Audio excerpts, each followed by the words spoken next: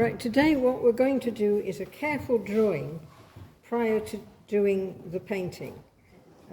We have last week painted very freely. This is the complete antithesis. What we want to do now is work out how to put the drawing on and get it to scale and get it organized. This is the fellow that we're going to be doing. Right, so we'll put that up there for the time being.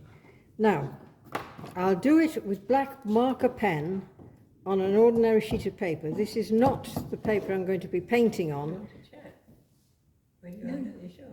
But I want you to draw it on the paper that you're going to be painting on. I've already done mine. That's one I did earlier. Okay. Right. So, the first thing to do is to decide where you're going to place the figure. And I think centrally makes as much sense as anything. So I'm going to leave him a bit of air at the top and decide the top of his head is there. I think you can see that. There we are. And I'm going to decide his head is about that size. Now, I suggest when you're making these marks on your piece of paper that you're going to draw on, these marks you're going to need to rub off. So if you use an HB pencil, very likely it will give you just enough mark so that it won't damage the paper when you rub it off.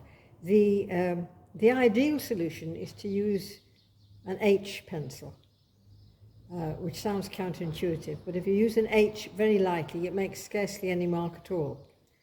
I think we all tend to think we've got to press hard to get anything out of an H. In actual fact, it's the other way around. You use it very, very lightly, so you get very little mark out of it all. Now, if I look at that, and I decide that the bottom of my picture is, sorry, this is the one I did the drawing on. The bottom of my picture is there. So it's just under the two stands that the man's got his feet on. If it's there, I then have to measure how many size heads will fit in to give me that distance. So you can do it with a ruler, or you can do it by serious guess. 1, 2, 3, 4, 5, 6, 7, just about. Right. So if I take that, 1, 2, 3, 4, 5, 6, 7. That's down there where my thumb is. So I make a mark down there. That's how far down he goes. Okay.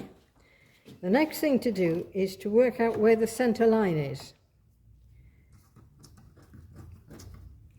If we look at this painting, at this figure, the center line I've taken from the middle, well, it isn't the middle, the top of his head there, the high pot.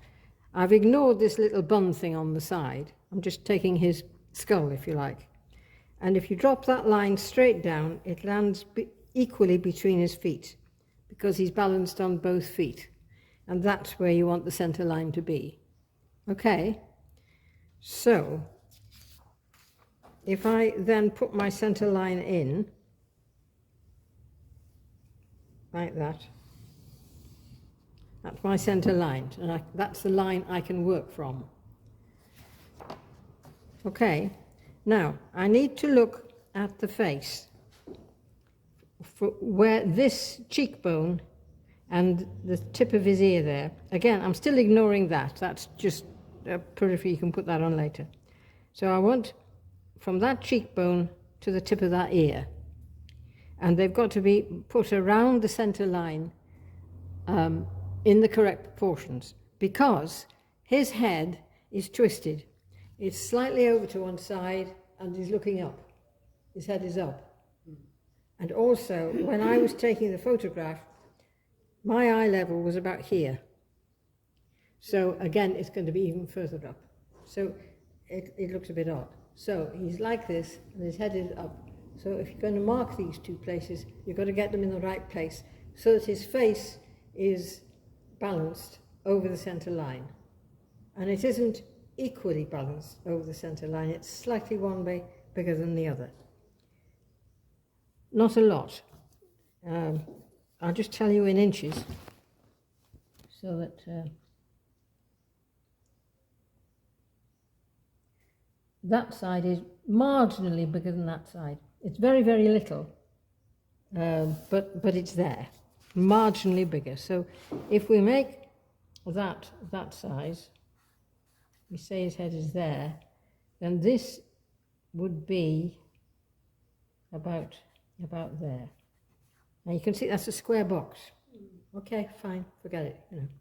The other thing to remember is when I put in the bottom of his head, I'm using his chin, because you've got to decide where the head finishes if you're going to use it as a measuring point. So I've used the bottom of his chin that you can see as the point of the size of his head, and not included his neck. His neck's in the rest of the figure.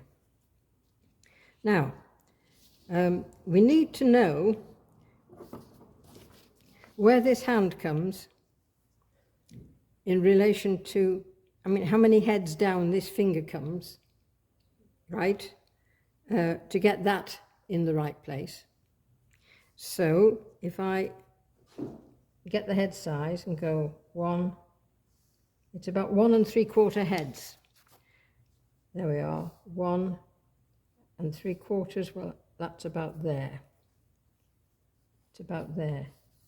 So I put a line across. Now, that isn't the arm, that's the finger.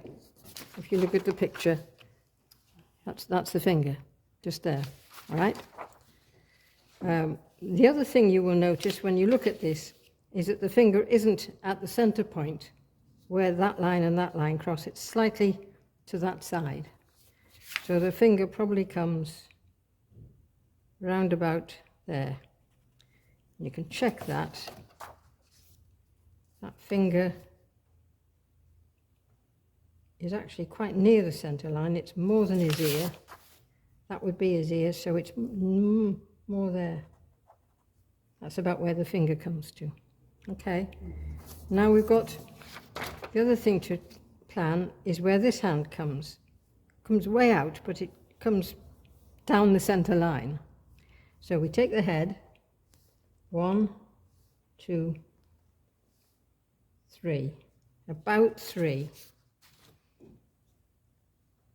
1, 2, 3. That's there.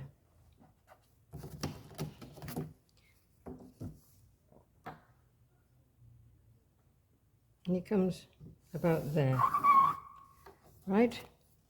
So we've got, that's the other hand. That's the finger. This is the other hand. We've got to work out how far out to put it, but we can get there in a minute. The next thing I made a note of was where the bottom of his skirt, for want of a better word, meets, and it's at an angle, and that is the lowest point there. So I've drawn a line across the paper so that I can assess it. That was 3, 4 1/3, another 1. So it's one of those and a little bit more, about 1/3 there. So on that line, now this is not the line of the bottom of the skirt, this is where the skirt dips to. So the lowest bit. The lowest bit, yeah. Okay. And then you can do the same thing for his trousers if you feel that that needs your attention further down. So that's his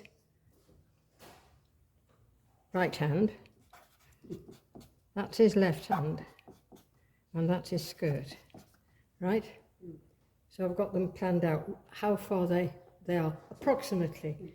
They'll wander a little bit because I didn't use a ruler to measure very, very accurately. I was guessing with my hand.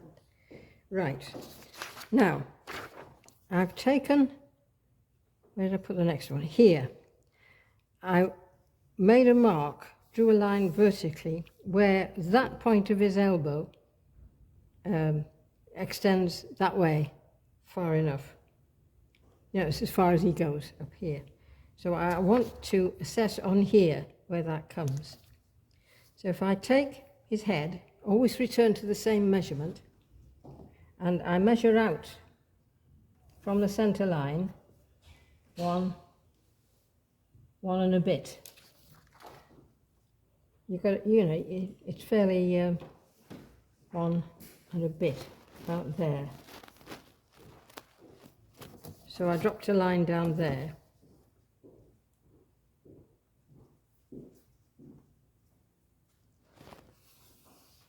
Right, now that's where his elbow comes to, and it was on his right hand, so his elbow comes to about here. That's his elbow. Elbow, there we are. Just put it in so you can see what, Yeah. because you probably want to come and refer to this. And then on the other side, what did I do? Well, on the other side, I took the edge of the piece of thing that he's standing on to make the other side of the box. Right. Now, if we take the head and we measure out, it's 1 and a bit, 1 1/4. So I didn't get that far down. I'll do it on here. 1 and a bit, about there. Right, so that's that box there. Now, if you look at this, his hand is actually beyond. His hand actually goes beyond that line that I've just put in. So it isn't that edge that I've done, it's that edge that I've done. That's the edge that I've done there. Right, that's that thing there. Okay, right, now then. So that gives you a sort of schematic idea of where everything is. And then you can start to do the drawing. You've got a box. If you look at that there, you can see the shape that makes. Yeah. It only touches that line on his cheek, and then it comes back down again. So there's the center. It starts round about there. It's got a funny little hat, and there's that bit. It comes down, touches his cheek, and then there's a bit of a curve there. And then if you look at the other side, that actually goes off the picture, but there's an ear here and a bit of a curve there. So you get the tilt of the head. The square bit's out here somewhere. You know, his little bobbly thing, right? Now, remember that face is tilted. If you look at that, there's a curve, and it curves that way when you're coming to do the face. So the center line there doesn't go through the center of the face.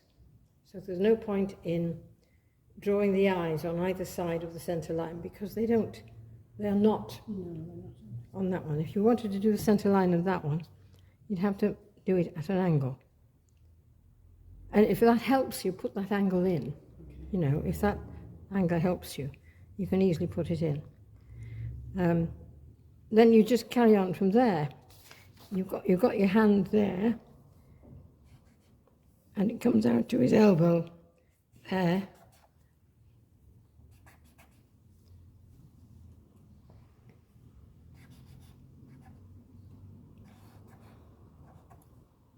And that should have been higher up. You're allowed to use a rubber, by the by. I think I went anyway. Right, so that comes higher up.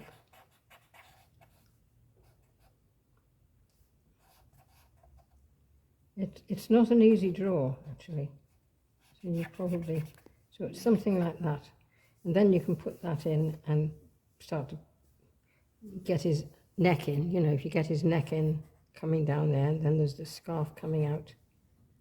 And then there's his shoulder coming out to this angle there. And then you can start to plan this arm coming down to somewhere around here, wherever his hand is.